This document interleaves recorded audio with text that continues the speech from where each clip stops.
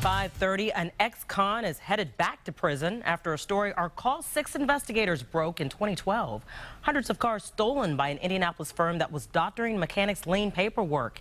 It allowed car thieves to obtain clean titles while others used the scam to stop making payments on their own cars. Call 6 investigator Stephen Dean was in the courtroom, and he's back with the mastermind's guilty plea. Stephen?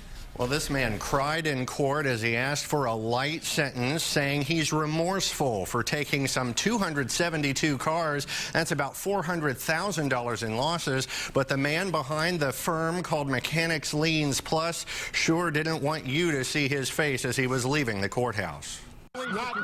His companion tried to shield us from seeing 59-year-old Joseph Woodruff, but here he is. He told the federal judge he hopes all his victims forgive him for stealing their cars.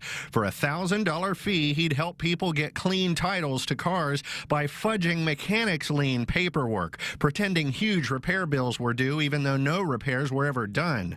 That's how Stephanie Brinkley's family lost the last thing to remember her late father by, his classic Corvette. We just wanted to hold on to something, you know, the last thing that he was in, and it was taken away. These are clearly not victimless crimes, far from it.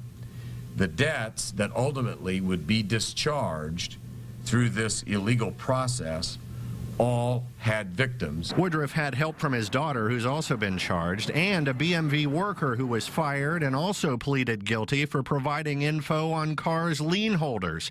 In court, Woodruff's lawyer said he felt it was mostly big banks that lost money, but the judge sentenced him to nearly 6 years in federal prison, saying one woman who lost her car in his scam can't get to her doctor's appointments now. Federal agents recovered some of the cars, but not others, like the Brinkleys. It was like losing a piece of my dad again. So we had to relive all of that.